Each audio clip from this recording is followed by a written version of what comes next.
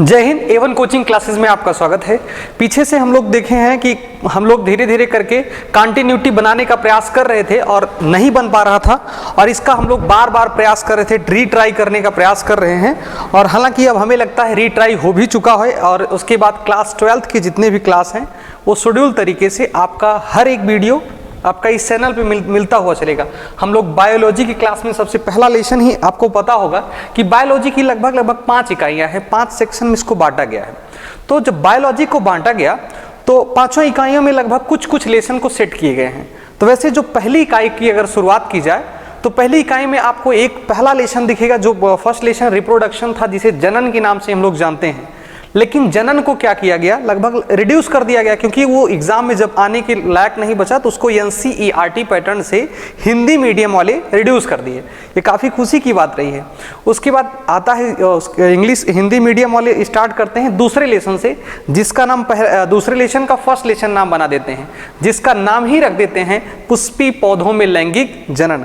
हालांकि पुष्प क्या होता है, यह किसी पौधे का जो जनन अंग होता है वह पुष्प ही होता है। तो पुष्प में लगभग देखा जाए कि पुष्प किस लिए, मानव के द्वारा पुष्प का मानव इस पुष्प का कैसे उपयोग करता है, यहाँ पर हम लोग थोड़ा जानकारी लेते हुए चलेंगे कि मानव, अच्छा पुष्प किसे कहते हैं, ये तो तुमको बताए ही हैं। अभी हम पीछे की तरफ बताए कि किसी पौधे के जनन अंग को हम लोग पुष्प के नाम से जानते हैं। देखिए, अगर यहाँ पर थोड़ी सी बात पूछी जाए, जिसे ही एंजियोस्पर्म के नाम से आप कभी न कभी पढ़े रहे होंगे। एंजियोस्पर्म जिसे ही हम लोग आवृत्तबीजी के नाम से जानते हैं। आवृत्तबीजी, आवृत्तबीजी। सर आवृत्तबीजी किसे कहते हैं? ऐसा पौधा जो पुष्प देता है उसे ही हम लोग आवृत्तबीजी के नाम से जानते हैं। जितने भी पौधे पुष्प देने वाले होते हैं वो आवृत्तबीजी होते हैं। लेकिन ऐसे भी पुष्प रहे हैं जो ऐसे भी पौधे रहे हैं जो पुष्प को नहीं देते हैं, उसे ही हम लोग अनावृत्तबीजी कहते हैं। उसे ही हम लोग क्या कहते हैं? अनावृत्तबीजी। तो आवृत्तबीजी एंजियोस्पर्म क्या है? एंजियोस्पर्म, तो एंजियोस्पर्म का नाम ही होता है आवृत्तबीजी। जहां से पुष्प का जन्म होगा उसे ही आवृत्तबीजी के नाम से जानते हैं। और दूसरी चीज, अगर कभी पुष्प की खेती भी की जाती है, अगर पुष्प की खेती की जाती है, जिससे ही हम लोग फ्लोरिकल्चर के नाम से जानते हैं। फ्लोरिकल्चर क्या है? पुष्प की खेती करना ही फ्लोरिकल्चर कहलाता है। यहाँ पर आपको थोड़ा ऐसे ट्यून मिलता हुआ आगे की तरफ चलेगा, और हम लोग PPT पे हर एक कॉन्सेप्ट को सेट किए हुए हैं। तो यहाँ पर अगर पुष्प में देखा जाए हम लोग क्या क्या पढ़ेंगे आखिरकार पुष्प में, तो पुष्प के अंदर हम लोग क्या पढ़ेंगे? एक नर युग्मकोद्भिद के बारे में, नर युग्मकोद्भिद के बारे में। सर नर युग्मकोद्भिद क्या होता है और दूसरा क्या होता है? मादा युग्मकोद्भिद होती है। ये सब के बारे में हम लोग पढ़ेंगे। और आखिरकार पुष्प क्या है पहले यही समझ लेते हैं। हमको लगता है ये जो आपका जो भी वीडियो बन रहा है ये आपका सिर्फ यही बता पाएगा कि इसमें पुष्प क्या होता है। अगर देखेंगे हम लोग, पुष्प के मुख्यतः 2 अंग माने जाते हैं। पुष्प के यहाँ पर हम आपको सेक्शनेबल बांटते हुए चलते हैं और समझाते हुए चलते हैं। पुष्प एक प्रकार का, यह पौधे का जनन अंग है। पुष्प एक पौधों का जनन अंग है, पौधों का जनन अंग है। और उसके बाद हम लोग देखेंगे इसमें इसके भी मुख्यतः 2 अंग होते हैं। पुष्प जो होते हैं 2 प्रकार के होते हैं। एक होता है एक लिंगश्रयी पुष्प होता है, एक लिंगश्रयी, और दूसरे नंबर पर होते हैं द्विलिंगश्रयी पुष्प। एक लिंगश्रयी, आखिरकार एक लिंगश्रयी पुष्प क्या है हम लोग ये जाने, ये सबसे ज्यादा इंपॉर्टेंट है। एक लिंगश्रयी जिसमें आपको मेल अलग दिखे और फीमेल अलग दिखे, मतलब नर और मादा अगर अलग अलग दिख रही है, नर और मादा मतलब मेल एंड फीमेल अगर अलग अलग दिख रहे हैं, नर और मादा ये दोनों अलग अलग हैं, तो इसे ही हम लोग क्या कहेंगे? एक लिंगश्रयी है। एक लिंगश्रयी जैसे पपीता होता है, तो पपीता का जो पौधा होता है एक लिंगश्रयी, आप सुने भी होंगे पपीता होता है, उसी के ठीक साथ साथ पपीती का भी नाम कभी न कभी सुने रहे होंगे। जब पपीता के साथ में पपीती होता है तो ये एक लिंगश्रयी होते हैं। कभी कभी पुष्प, आप पपीता के पास जाएंगे तो पपीता के पास आपको एक ऐसी विशेषता दिखेगी जैसे पौधा है पपीते का, और पपीते के पौधे के सबसे ऊपरी सिरे पर हम लोग जाएं, सबसे ऊपरी सिरे पर, तो ऊपरी सिरे पर आपको एक विशेषता दिखाई देगी कि सर उसमें जितने भी पुष्प होते हैं वो सभी पुष्प नहीं फल को दे पाते हैं। तो सभी पुष्प फल को नहीं देते हैं क्योंकि उसमें 2 प्रकार के पुष्प होते हैं। एक लिंगी पुष्प होते, क्योंकि उसमें नर और मादा अलग अलग होते हैं। कभी कोहड़ा का नाम सुने होंगे, कोहड़ा के पास अगर आप जाएंगे तो कोहड़ा में जितना भी पुष्प होता है, कई बार तो ऐसा हुआ है कि हमारे यहाँ कभी कोहड़ा क्या होता है, बहुत सारे पुष्प तो हो रहे हैं लेकिन उसके अंदर वो सब्जी को नहीं बना पा रहे हैं, मतलब फल जो कोहड़ा होता है जिसे हम लोग कद्दू के नाम से जानते हैं, लौकी में भी ऐसे ही हुआ। तो वो मान लीजिए कोहड़ा या लौकी हो, कोहड़ा नहीं बन पा रहा है, तो सबसे बड़ी विशेषता ये रही है कि उसमें नर जितना पुष्प बन रहा है सब नर ही पुष्प बन रहा है, तो भी उसमें कभी भी नहीं लग सकता है सब्जी। तो उसके न लगने का सबसे प्रमुख कारण ये रहा है कि उसमें नर बन रहा है या तो मादा बन रही है। तो अपने यहाँ एक कांटा को लेकर के उसके पौधे में चुभो दिया जाता है। तो पौधों में चुभोने के बाद हार्मोन क्या होता है, डिस्टर्ब होगा, और हार्मोन के डिस्टर्ब होने से वो फिर से नर और मादा दोनों देने लगते हैं, और जिसके कारण वो उसमें क्या होता है, कद्दू लगने लगता है अथवा कोहड़ा होने लगता है। तो पपीता के पास चलेंगे, पपीता क्या होता है, एक लिंगश्रयी हो गया, और ऐसे बहुत सारे, नारियल हो गया, नारियल भी एक लिंगश्रयी होता है। तो हम लोग जब दो लिंगश्रयी के पास पहुंचेंगे जिसमें नर और मादा दोनों एक ही शरीर में हो, उसे ही हम लोग क्या कहेंगे, द्विलिंगश्रयी। नर और मादा नर और मादा दोनों एक ही फूल के अंदर होगा, जिसे ही हम लोग दो लिंगश्रयी, जिससे हम लोग बाइसेक्सुअल के नाम से जानते हैं। तो बाइसेक्सुअल भी आपको, यूनिसेक्सुअल इसको कहते हैं और इसको बाइसेक्सुअल कहा जाता है। तो यूनिसेक्सुअल और बाइसेक्सुअल की कुछ कहानी आपको समझ में आई होगी। तो जब हम लोग पुष्प के पास और आगे चलते हैं तो पुष्प में मुख्यतः दो अंग पाए जाते हैं। पुष्प के पास कितने अंग होते हैं, दो अंग होते हैं, जो कि हम लोग यहाँ पर समझने का प्रयास करेंगे। पुष्प के पास मुख्यतः दो अंग होते हैं, एक आकर्षक अंग होगा, एक अट्रैक्टिव ऑर्गन होता है, एक क्या होता है, रिप्रोडक्टिव ऑर्गन होता है, रिप्रोडक्टिव। तो अट्रैक्टिव मतलब आकर्षक अंग, अट्रैक्टिव का मतलब होता है आकर्षक अंग, और जबकि रिप्रोडक्टिव का मतलब होता है जनन अंग। तो जब आकर्षक अंग और जनन अंग की बात आती है तो थोड़ा सा कॉम्प्लिकेटेड हो। सर आकर्षक अंग कितने होते हैं, इसमें दो होते हैं, एक सेपल होता है और एक पेटल्स होते हैं, जिसे हम लोग बाह्य दलपुंज और दलपुंज के नाम से जानते हैं। तो बाह्य दलपुंज और दलपुंज जो होते हैं यह एक आकर्षक अंग होते हैं, जबकि रिप्रोडक्टिव ऑर्गन के पास जाएंगे तो ये भी दो प्रकार के होते हैं। जनन अंग दो प्रकार के होते हैं, एक जायांग होता है और एक पुमंग होता है, जायांग और पुमंग, जिसे ही हम लोग एंड्रोसियम और गाइनोसियम के नाम से जानते हैं। एंड्रोसियम और गाइनोसियम क्या होता है, आखिरकार जायांग क्या है, तो हम आपको एक फॉर्मूला बता रहे हैं। देखिए पुष्प के क्रम को कई बार पूछा है, पुष्प के क्रम को बताइए। जो पुष्प का क्रम रहा है यही बहुत ज्यादा कॉम्प्लिकेटेड हो जाता है। तो एक फॉर्मूला याद करेंगे, इस्पाग। क्या याद करेंगे, इस्पाग। यस मतलब होता है सेपल होते हैं, यस मतलब सेपल, पी का मतलब पेटल होता है, और ए का मतलब होता है एंड्रोसियम, एंड्रोसियम, और जी का मतलब होता है गाइनोसियम होता है। अब सर हिंदी में इसके क्रम को आप बता दीजिए तो बहुत बढ़िया हो जाएगा। देखिए सेपल को हम लोग बाह्य दलपुंज के नाम से जानते हैं। किसके नाम से जानते हैं, बाह्य दलपुंज के नाम से, और इसको हम लोग दलपुंज के नाम से जानते हैं, दलपुंज होगा। और उसके बाद क्या होगा, एंड्रोसियम होगा, जिसे ही हम लोग पुमंग के नाम से जानते हैं, और गाइनोसियम को हम लोग जायांग के नाम से जानते हैं। तो आप क्रम को सजा सकते हैं नहीं, इस्पाग के माध्यम से हम लोग क्रम को सजाएंगे, बताएंगे कि बाह्य दलपुंज होगा, उसके बाद दलपुंज होगा, उसके बाद पुमंग होगा, और फिर क्या होगा, जायांग होगा। सर ये बाह्य दलपुंज और दलपुंज, सेपल और पेटल, ये दोनों क्या होते हैं, ये अट्रैक्टिव ऑर्गन है, ये आकर्षक अंग है, ये आकर्षक अंग होता है। जबकि एजी के पास चलेंगे हम लोग, एजी का मतलब एंड्रोसियम और गाइनोसियम। तो एंड्रोसियम और गाइनोसियम जो होगा यह एक प्रकार का क्या होगा, जनन अंग होगा, जो कि हम आपको पीछे की तरफ थोड़ा थोड़ा साझा करते हुए आए हैं आपके साथ में। तो दो प्रकार के इसमें क्या होते हैं, अंग होते हैं, दो प्रकार के इसमें क्या होते हैं, ऑर्गन होता है। तो आपको ये पीछे समझ में आ गया कि नहीं, दो प्रकार के ऐसे बाह्य दलपुंज और दलपुंज। तो ये यहाँ पर हम लोग और क्या पढ़ेंगे, आप लोग जायांग और पुमंग के पास चलते हैं। तो जायांग अगर पुमंग के पास चलेंगे तो आपको थोड़ा सा और कॉम्प्लिकेटेड मिलेगा। सर जायांग और पुमंग क्या है, आखिरकार जहां कहीं भी आपको गाइनो जैसा शब्द मिलता है और जहां कहीं भी एंड्रो जैसा शब्द मिलता है, एंड्रो, तो एक चीज कंफर्म जानिएगा कि गाइनो का मतलब ही होता है यह स्त्री केशर या यह मादा जनन अंग है, यह एक प्रकार का मादा जनन अंग है। कहीं पर आपको क्या है, गाइनो जैसा शब्द मिलता है, कुछ भी अगर मिल गया तो गाइनो। और कई बार उसमें क्या ऑब्जेक्टिव टाइप में रीअरेंज करके आता है। और एंड्रो जैसा शब्द मिल गया, इसका मतलब पुमंग, यह मतलब पुरुष से संबंधित होता है, या जान लेंगे यह पुरुष से संबंधित होता है, ये मादा से संबंधित होती है और यह नर से संबंधित होता है, और अच्छा लगेगा।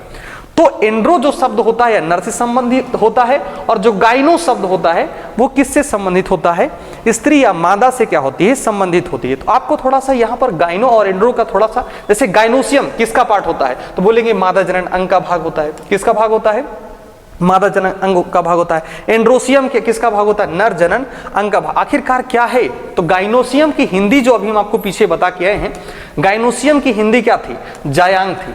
सर जायांग क्या होता है, किसे कहते हैं हम लोग जायांग, और एंड्रोसियम को हम लोग हिंदी में पुमंग के नाम से जानते हैं। जब जायांग और पुमंग की बात आती है तो काफी शानदार कहानी रही है। जैसे मान लो यहीं पर हम आपके सामने थोड़ा सा एक छोटा सा पुष्प बनाते हैं और पुष्प के साथ और अच्छे से जानकारी को हम आपके साथ साझा करते हैं, तो आपको और अच्छे से समझ में आएगा। जैसे ये पुष्प हो गया, तो पुष्प में भी ऐसे फिगर तो जो कुछ भी रहा है, मुझे जो आता है जितना वो हम आपको सिखा रहे हैं, तो इसमें क्या करेंगे, आप ऐसे छोटा सा फिगर बनाएंगे। तो सर जायांग किसे कहते हैं, कई बार क्या होता है, तो ये अगर ये बीच का जो भाग होता है, इसे हम लोग स्त्री केसर के नाम से जानते हैं, इसे स्त्री केसर के नाम से जानते हैं, जिसे हम लोग इंग्लिश में पिस्टिल कहते हैं। जो पिस्टिल होता है यह स्त्री केसर होता है। तो जो पिस्टिल हो गया या स्त्री केसर हो गया, तो पिस्टिल स्त्री केसर के समूह को ही तो हम लोग जायांग कहते हैं। तो व्हाट इज दिस जायांग, गाइनोसियम क्या होता है, group of pistil is called, जिसे हम लोग गाइनोसियम के नाम से जानते हैं। मतलब बहुत सारे स्त्री केसर के समूह को ही हम लोग जायांग कहते हैं। उसके बाद जब एंड्रोसियम की बात आती है, तो ऐसा नहीं है कि इसमें एक ही रहेगा। बहुत बार ऐसे होता है कि एंड्रोसियम एक से अधिक बन जाते हैं। यहाँ पर एक अलग एंड्रोसियम बन गया, यहाँ पर एक अलग ही पुमंग बन गया, तो यहाँ पर एक अलग पुंकेसर बन गया। सभी पुंकेसर हैं, ये सभी क्या है, अलग अलग पुंकेसर हैं। तो कोई जरूरी नहीं है एक ही पुष्प में बहुत सारे पुंकेसर लग सकते हैं। अच्छा गुरुजी, जब बहुत सारे पुंकेसर लग सकते हैं तो इसका एक अलग ही नाम होगा। हाँ भैया, इस पूरे का नाम हम लोग पुंकेसर के नाम से जानते हैं। जब इस पूरे को हम लोग पुंकेसर कहते हैं, पुंकेसर, तो इसको पुंकेसर के समूह को तो हम लोग पुमंग कहते हैं। तो पुमंग भी आपको समझ में आ गया होगा कि पुंकेसर के समूह को पुमंग कहते हैं, तो और स्त्री केसर के समूह को ही हम लोग जायांग कहते हैं। थोड़ा सा और जानकारी आगे लेके चलेंगे हम आपके साथ साझा करते हुए। जो कुछ भी समझ नहीं आएगा आप कमेंट बॉक्स में जा करके पिन करते रहिएगा नहीं आया है, और उसको हम लोग नेक्स्ट वीडियो के साथ आपके साथ अच्छे से उसको फिर से करेक्शन करके, और पुष्प की विश्लेषण के अंदर हम लोग पुष्प की आकारकी के बारे में पढ़ेंगे। आकारकी मतलब बनावट, जैसे कोई चीज आकार प्रदान करना। आज हमारी शरीर को आकार देने वाला अगर कोई है, तो बहुत सारी कोशिकाएं मिलकर के हमारे शरीर को आकार देती हैं। तो ऐसे किसी चीज की बनावट जो होती है ना, तो सबसे पहले अगर किसी चीज को बनाया जाएगा तो वो कहीं ना कहीं एक समय ऐसा आएगा वह आकार, जैसे कभी आप चारों तरफ दीवार खड़ा करते रहिए, एक ना एक दिन ऐसा समय आएगा कि वह दीवार बन के खड़ी हो जाएगी और एक घर का आकार ले लेगी। किसी एक दीवार को खड़ा करके आकार नहीं दिया जा सकता है। तो वैसे पुष्प की आकारकी के बारे में पढ़ेंगे और उसकी संरचना के बारे में पढ़ेंगे, और पुष्प जो होते हैं लगभग आवृत्त बीजियों में होते हैं, ये भी हम आपके साथ साझा किए अभी पीछे की तरफ। और पुष्पों की खेती करना ही क्या कहलाता है, फ्लोरिकल्चर कहलाता है। फिर आगे देखेंगे सर, पुष्प जो होता है, जैसे कोई पौधा है, पौधा धीरे धीरे करके विकसित होकर के एक ना एक दिन ऐसा समय आएगा कि उसका सबसे आगे का भाग थोड़ा सा मोटा हुआ आपको दिखाई देगा। एक पुष्प है, जैसे ये पुष्प नीचे की तरफ आपको ये दिख रहा होगा, ऐसे पुष्प का जो आगे का भाग होगा कहीं ना कहीं ऐसे थोड़ा सा मोटा हो जाएगा, जिसे ही हम लोग पुष्पीय आयक कहते हैं या फ्लोरल प्रिमोडियल कहते हैं। तो फ्लोरल प्रिमोडियल कब बनेगा, जब थोड़ा सा मोटा हो गया, तो यहां पर जान लीजिए फ्लोरल प्रिमोडियम बनना शुरू हो गया, और उसके बाद धीरे धीरे करके अग्रिम विकास, और देखेंगे आप थोड़ा सा विकास होगा, और यहाँ पर ऐसे हम आपके साथ फूल बना देते हैं, ऐसे हरा हरा रहेगा, पूरा चारों तरफ से कवर रहेगा, ढका हुआ है, तब तक ये जान लीजिए पुष्पीय आयक है, तब तक ये क्या है, पुष्पीय आयक है। लेकिन अगर इसमें थोड़ा सा आगे की तरफ ऐसे रेड कलर का जैसे ही ये झांकना शुरू किया, वैसे ही क्या बन जाएगा, ये मध्य विभेदन या अग्रिम विकास होना शुरू हो गया। क्या हो गया, अग्रिम विकास।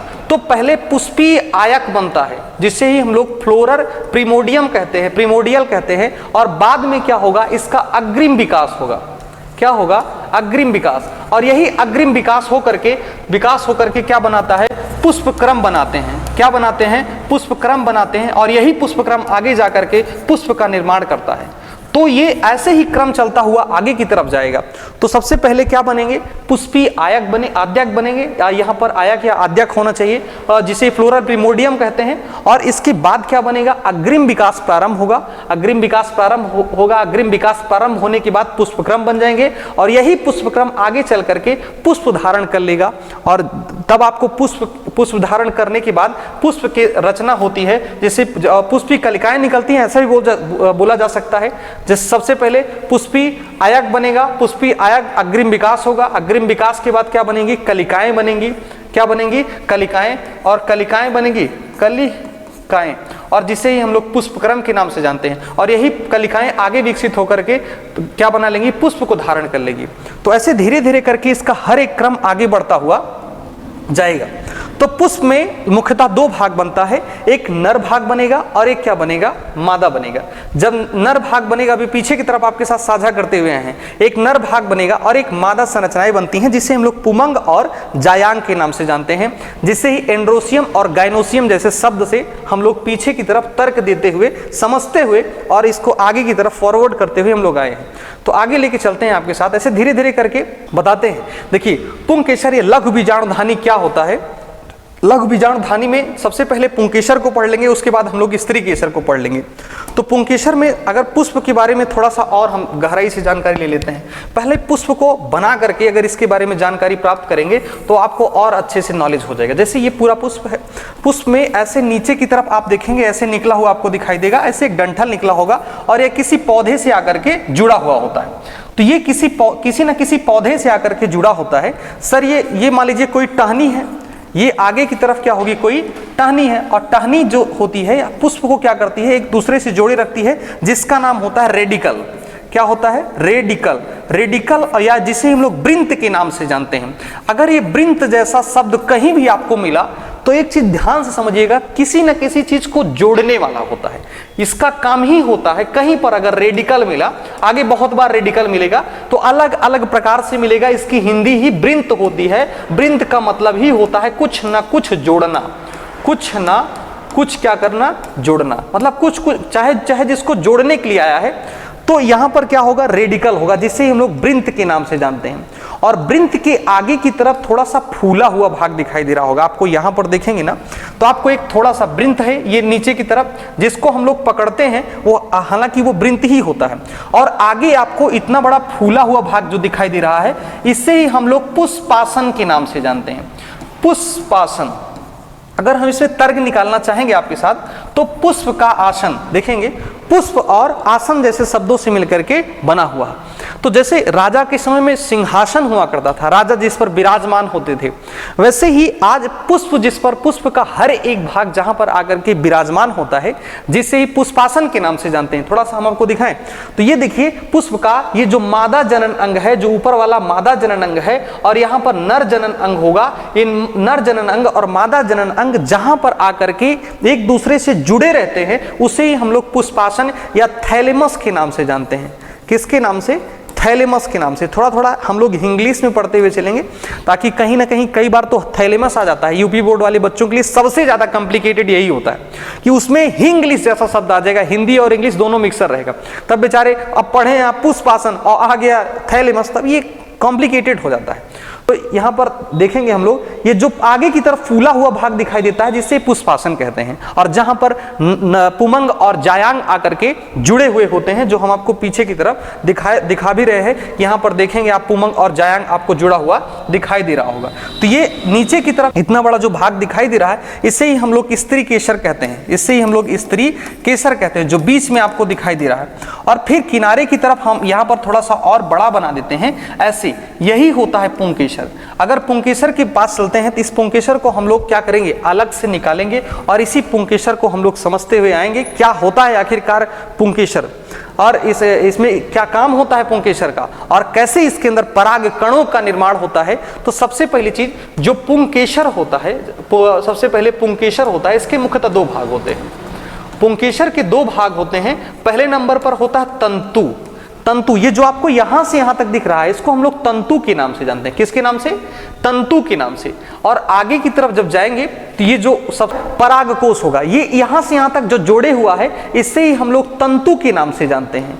और तंतु के आगे की तरफ जो फूला हुआ भाग दिखाई देता है जिससे ही हम लोग परागकोश कहते हैं।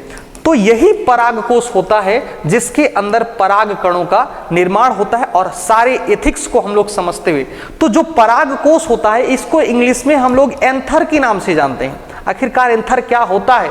जो परागकोश है उसी को इंग्लिश में एंथर कहते हैं। और ये आपको दो भाग समझ में आया कि पुंकेसर के दो भाग होते हैं। जो एंड्रोसियम होता है, एंड्रोसियम होता है, इसके मुख्यतः दो भाग होते हैं। पहला तंतु हो गया और दूसरे नंबर पर क्या हो गया? परागकोश हो गया। तो ये परागकोश और तंतु यही तो होता है। ये जो डंठल नुमा संरचना यहां से यहां तक आपको दिख रही है, ये नीचे से यहां तक जोड़ी हुई है, यहां से पुष्पासन से लेकर के और परागकोश तक जो डंठल नुमा संरचना दिखाई देती है, इसे ही तो तंतु कहते हैं। तंतु किसे कहते हैं? तो बोलेंगे आप पुष्पासन से लेकर परागकोश तक जो एक संरचना एक इसको जोड़े रहती है, डंठल नुमा संरचना, इससे ही हम लोग परागकोश के नाम से जानते हैं। तब थोड़ा सा तर्क निकलता है।